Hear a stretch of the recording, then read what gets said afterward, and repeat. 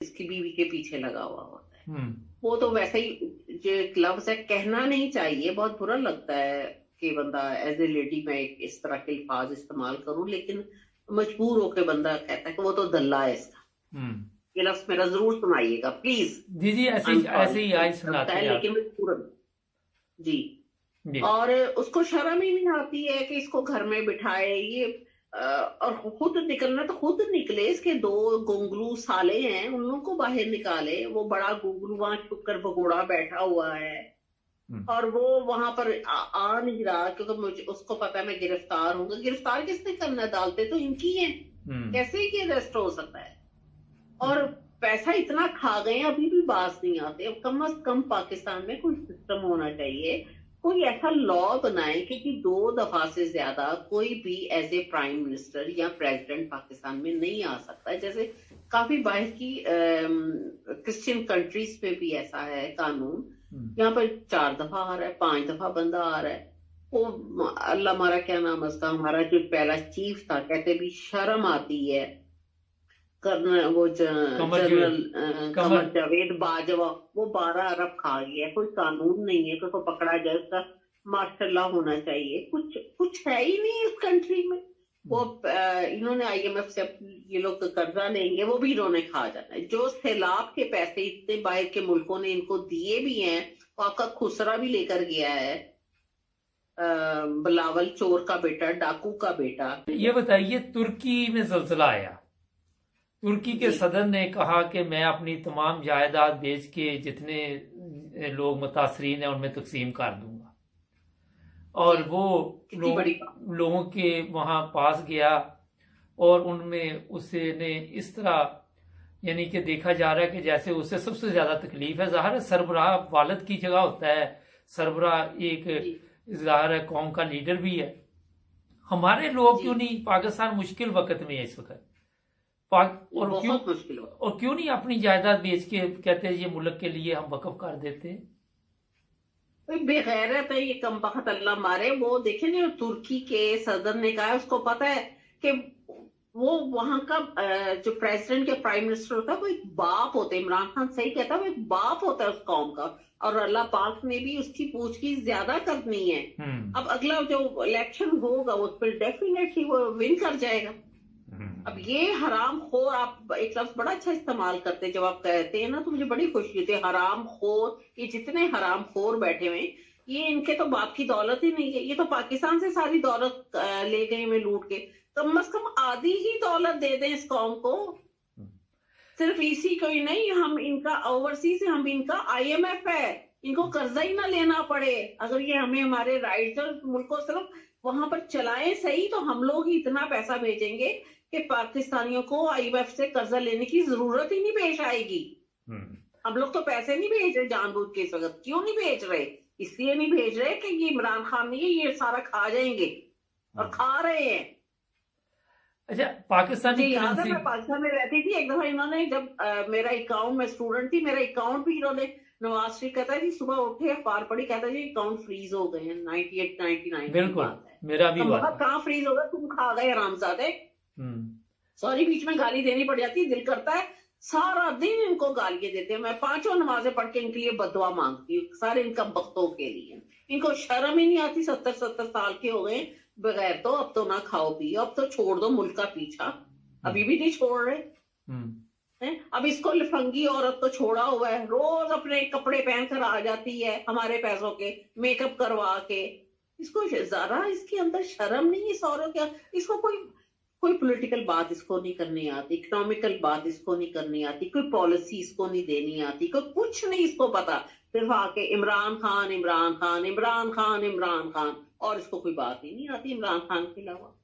اچھا ایک چیز بتائیے کہ میں تو سنتا ہی نہیں ہوں، اگر پوچھے تو مجھے پروگرام کرنے ہوتے تو تھوڑا سا سن کے تو میرے ذہن میں آ جاتا ہے کہ سوائے یہ گالیوں کے ان کے پاس کچھ بھی نہیں ہے. سارا دن ٹی وی کے اوپر آپ دیکھتے ہیں، کوئی بھی چینل لگا لیتے ہیں تو وہاں پہ یہی ایک دوسرے کے خلاف بول رہے ہوتے. کوئی قوم کی فکر ہے ان کو؟ قوم کی فکر ہو تو یہ لوگ کب کے الیکشن کروا لیتے، یہ سیٹیں چھوڑ دیتے، یہ سیٹیں ہی نہ لیتے. یہ سارے بھگوڑے کیوں بیٹھے ہوئے ہیں یہاں پر؟ یہ تو اپنے پیسے منا رہے ہیں. ابھی بھی جتنا قرض آئے گا اس میں سے پہلے ہی اپنا حصہ نکالیں گے، پھر اس کے بعد ابھی جتنے پیسے اس میں سے بھی $50 لاکھ روز وہاں سے اسمگلر ہو رہا ہے. کہاں جا رہا ہے؟ کون لے کے جا رہا ہے؟ کیوں لے کے جا رہا ہے؟ اس میں زیادہ قصور میں جو سمجھتی ہوں یہ ہماری کورس ججوں کا بہت قصور ہے. ان کی چاہے ویڈیو بنی ہوئی ہے یا وہ پیسے کھاتے ہیں، ملک کا تو بیڑا غرق کر دیا ہے. خدا کے واسطے کو 2-4 ججوں کا حساب کر لو، ان کے باہر بچے نکلتے ان کا حساب کر لو، خود ہی صحیح ہو جائیں گے. پاکستانی قوم کو چاہیے باہر نکلے، طریقے سے نکلے، منہ زبانی خالی باتیں نہ کرے، حساب کرنے کے انداز میں باہر نکلے. ان لوگوں کو اپنا ملک خود بچانا چاہیے. خالی ایک عمران خان، اس نے تو بیچاری اپنی جان بھی دے دی، اتنی گولیاں کھا بیٹھا، اس کا تو ابھی تک FIR نہیں درج ہو سکی. وہ رانا ثناء اللہ جس کے منہ کے اوپر اللہ پاک نے لعنت ڈالی ہوئی ہے. رانا ثناء اللہ آپ سن رہے ہو تو سنو، اللہ نے آپ کے منہ پر لعنت ڈالی ہوئی ہے.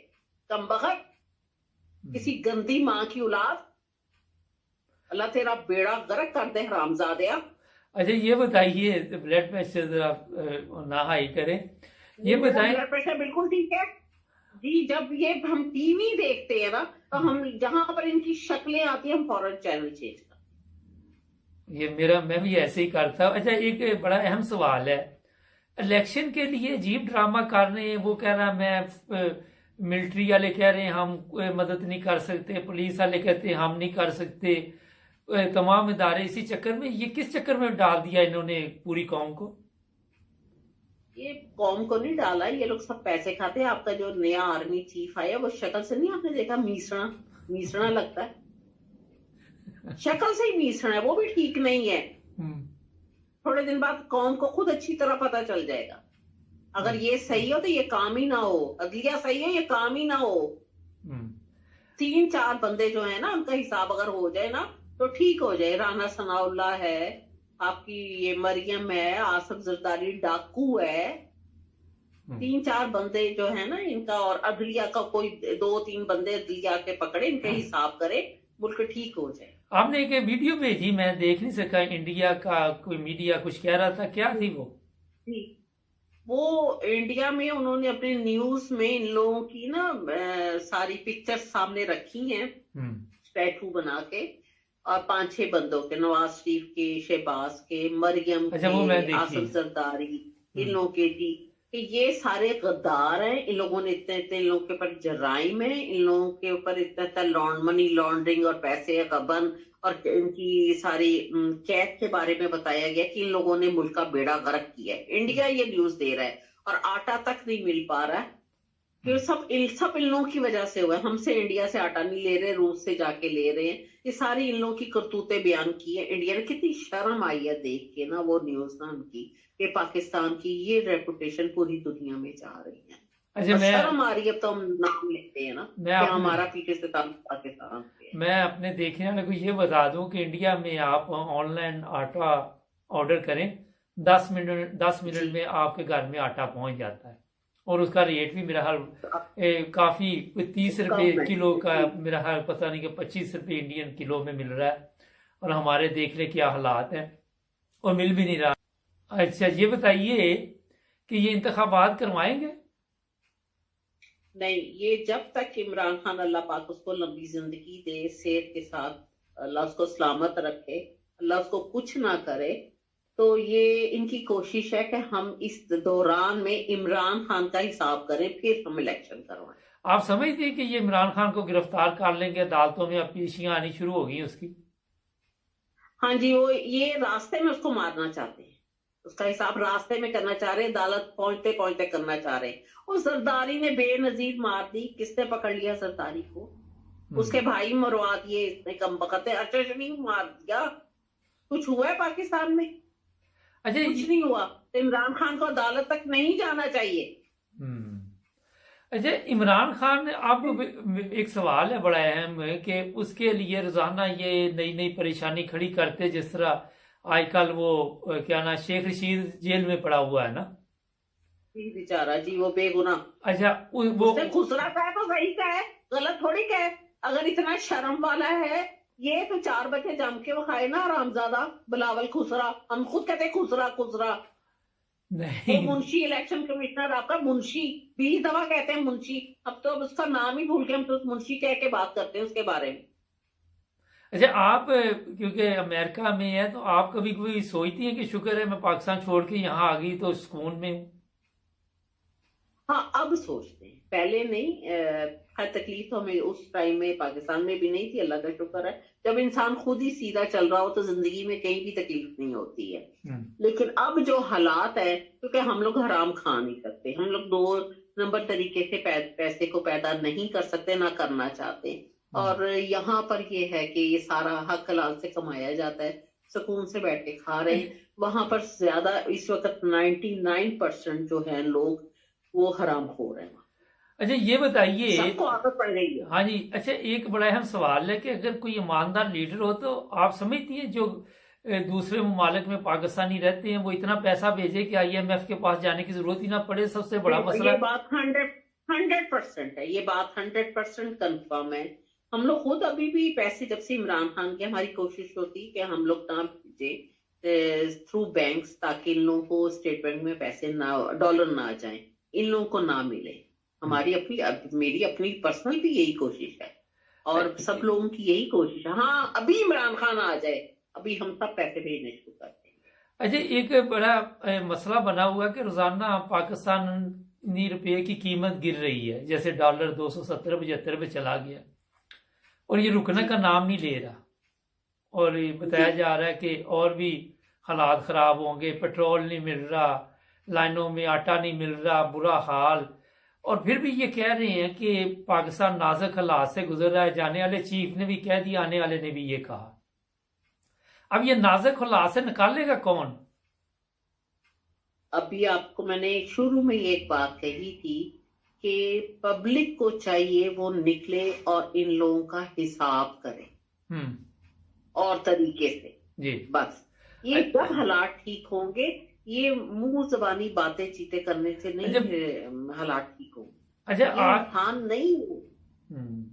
आज आपने दोबारा उसका कैप्टन सफदर का मैसेज सुना, पता नहीं बेचारे के घर के हालात क्या है, जिस तरह वो जिंदगी गुजार रहा है, किस मुश्किल में पड़ा हुआ है, वो भी सच नहीं बोलता, अगर बोलना भी चाहे तो उस पर पाबंदियां।